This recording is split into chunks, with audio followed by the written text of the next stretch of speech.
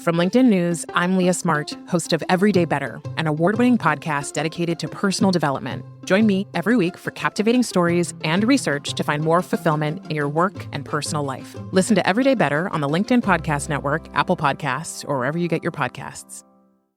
The HP AI PC breaks language barriers instantly by translating up to 44 languages in real time, powered by the Intel Core Ultra processor. With the right tools, work doesn't have to feel like work. Learn more at hp.com/AI-PC. Hey everyone, it's Kwame Christian, host of Negotiate Anything, asking you to please do not skip forward because this is not a commercial. Okay, I've got something for you. So we want to hear from you, our incredible listeners, because your feedback is super helpful in making the show even better. We've created a quick and fun form to get to know you, and this is your chance to make the show even closer to what you love. And here's the best part. If you fill out the form before December 31st, 2024, you'll be entered into a raffle to win a signed copy of my book delivered straight to your door. It only takes a few minutes, and your input will help to shape the future of Negotiate Anything. Find the form in the description of this episode, and we'll announce the winner in January. Who knows? It might be you. Thanks for helping us to make the show even better and even more connected to you. Good luck in the raffle. What do I want to do? And I was asked, what kind of job do you want? And I said, I don't know, but I know that I really love mediating. I enjoy it. And my friend said, why don't you become a mediator? And I said, don't you need to be a lawyer? And this is a very common misconception. Like a lot of even lawyers ask me, how are you a mediator? Like, you're not a lawyer. And I just want to dispel that myth for everyone that's listening right now that you do not need to be a lawyer to be a mediator. So I went and got certified, and the teacher who certified me also said, you know what, Alice? Of course, he was probably selling me, but it worked. He said, you should come and take my arbitration certification training. So I did both of those around the same time. So I'm a certified mediator and a certified arbitrator. And I have done like a few arbitrations. Wow. And I've been called Your Honor, which is kind of a cool. But majority of the time I am mediating. And so that's kind of how I circuitously got to mediation.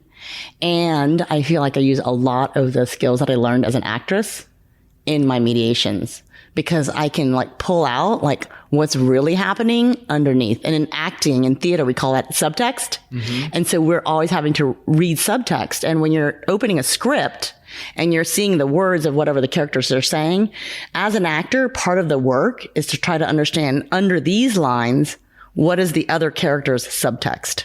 Mm-hmm. Always. And so when I'm mediating, it's the same thing. It's trying to understand what's happening, what's really going on underneath the words. And here's the scenario, but what the scenario that's really in front of you is not the real scenario. It's usually some other scenario that's hidden. What's the background agenda? So really I in both in negotiation and mediation is to uncover that secret. Yes. Oh, that's good. There's so much to delve into, but I want to focus on.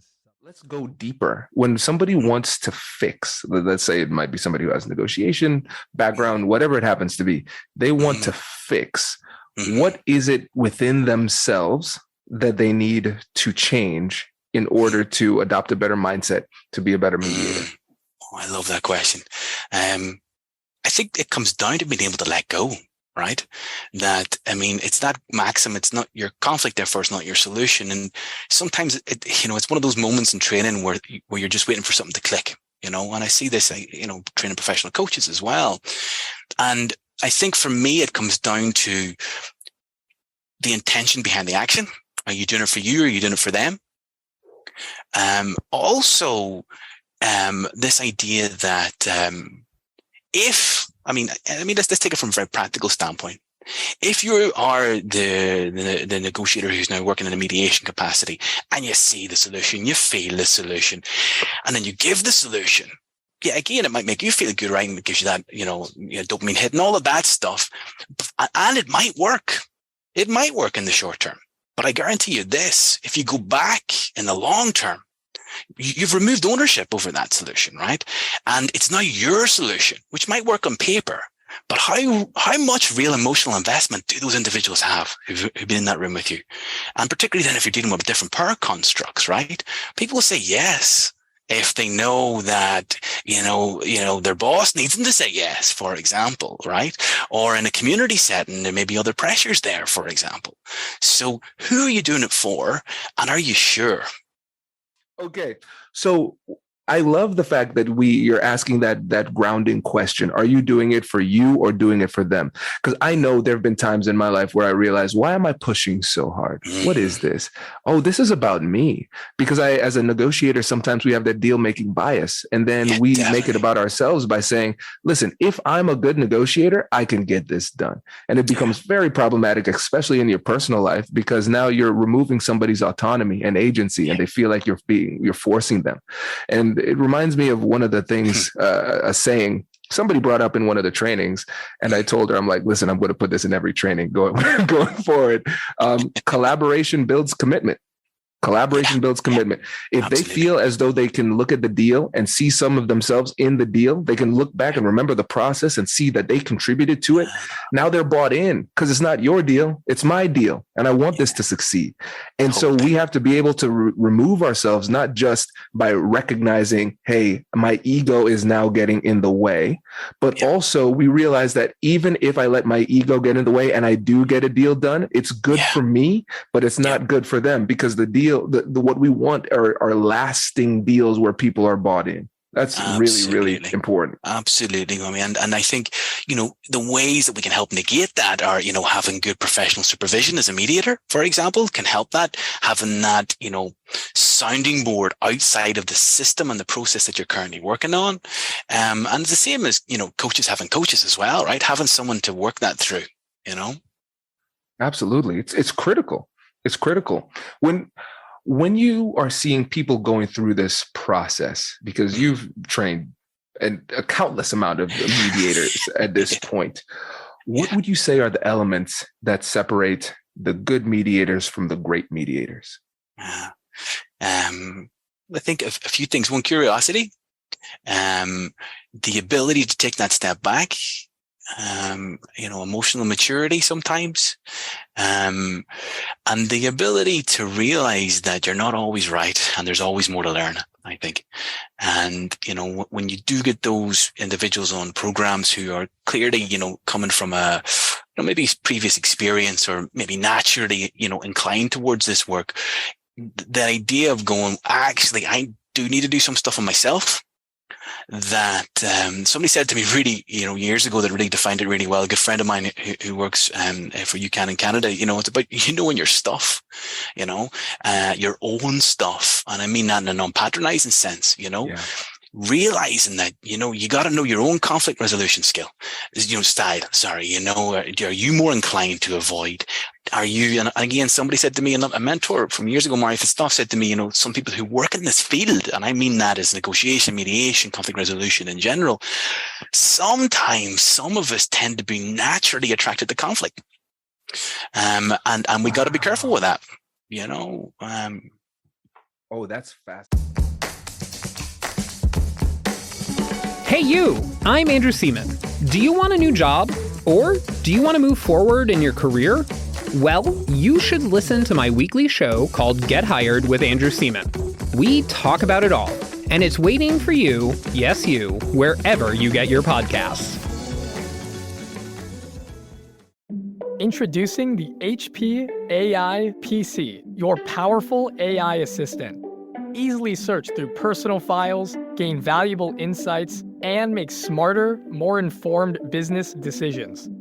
Unlock the future of work today with the HP AI PC, powered by the Intel Core Ultra processor. With the right tools, work doesn't have to feel like work. Learn more at hp.com/AIPC.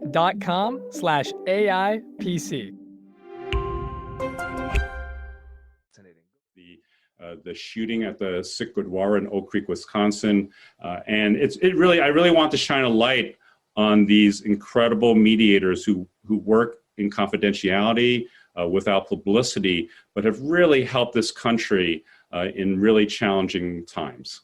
Definitely. And this is great. And thank you for writing the book, and thank you for your service to the country and what you're doing. It's incredibly important.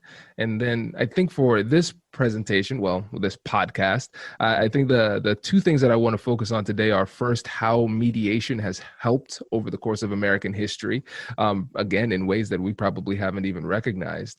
And then also for people who want to be involved in community mediation, or see opportunities for racial reconciliation or community building through mediation. Let's talk about some best practices there. So when it comes to mediation in history, where should we even start? Yeah, so I'll start with this. The Community Relations Service, it was really pushed by President Lyndon Baines Johnson. If it weren't for him, it wouldn't have existed. And if we may remember, I'll just start. What led to the creation was the Birmingham boycott in 1963. We remember the photos of Bull Connor and of the dogs, and with the young African Americans there. What we don't quite always remember about that, it was really a boycott and about a Black business boycott, basically saying, we're not going to serve segregated businesses unless you desegregate Birmingham.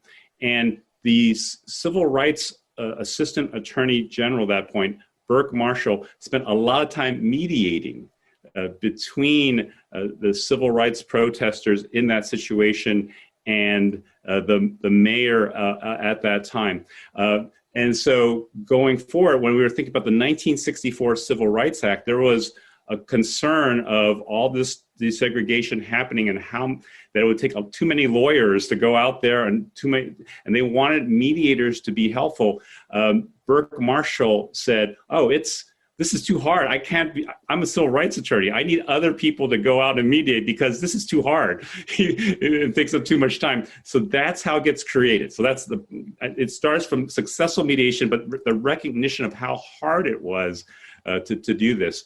I'll start with just one situation in Selma. We remember when John Lewis, the former congressman who passed away recently, the great John Lewis, and Bloody Sunday, where a numerous amount of protesters, civil rights protesters, Blacks were beaten up by the Alabama state troopers.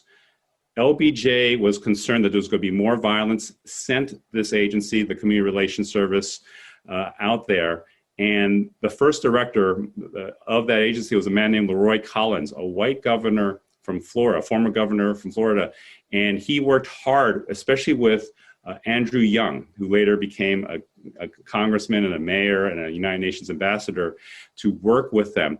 If what we often remember is the movie in Selma, and certainly for those who know the history, where Martin Luther King leads his congregation and leads the people across the Pettus Bridge in Selma. And at that point, there's a fear of facing the Alabama state troopers. Leroy Collins and other mediators worked out a resolution to keep it safe. And that was part of the story. That then it helps keep them safe, but it also then helps move it toward, that was a voting rights situation to the important legislation of the 1965 voting rights legislation that then gets passed because of the protests that happened in Selma over voting rights. And of course, voting rights are still a huge issue today for Blacks and for many other people as we face it in the election in 6 days. So that's another example. So then from there are many situations where the CRS has gone to Wounded Knee, when the American Indian movement took over there, to the Alien Gonzalez case. Ultimately, that was a situation where he was taken from his Florida family. But what really helped was there was a serious attempt by CRS mediators, including a man named Thomas Battles, who works also with the Divided Community Project today, to reduce the possibility of violence. There was a lot of tension in Florida at that time, and there was a really valiant effort in that situation. Fast forward to when I was director, in Sanford, Florida, after Trayvon Martin was killed, as we remember, as he was going home after going from 7-Eleven and was accosted by a wannabe neighborhood watch guy named George Zimmerman, and there were protests in Sanford. Community Relations Service made a huge difference in helping the protesters protest safely, and making their protests against the Stand Your Ground law, which was a big deal in that situation, and working with the protest groups, working with Al Sharpton and the National Action Network, working with Jesse Jackson, and working with the mayor, the city manager, to keep it safe, working with Black and white pastors to reduce rumors and to help them heal as well.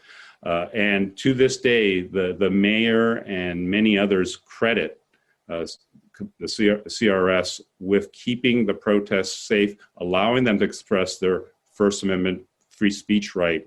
But it was a situation where there were many, I think over 80 protests, but not a single bottle was thrown, and not a single arrest was made, partly because, different from some of the other situations, the protesters worked well.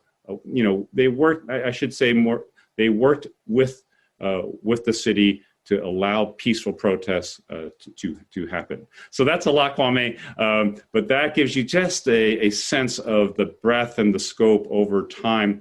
It is, I think, what we forget, and what's important to know is that mediators can help what social justice is about, that there is a moral arc and that it does bend toward justice. And the purpose of here in the mediators is created by the 1964 Civil Rights Act. It's to accomplish those goals. It's to help move it in a way that we believe is right for our country. Congratulations! You've just joined an elite club. By listening to a full episode, you're now officially on the Negotiate Anything team. So welcome aboard. What most team members do is they subscribe to the podcast because that allows them to automatically get the latest episodes of the show. The best things in life lie on the other side of difficult conversations. Keep learning, keep practicing, and keep getting better. Your relationships will improve, your career will soar, and you'll have the confidence you need to get the most out of these crucial conversations. Again, thank you for joining the team. We're excited to have you, and I will see you in the next episode. I'll catch you later.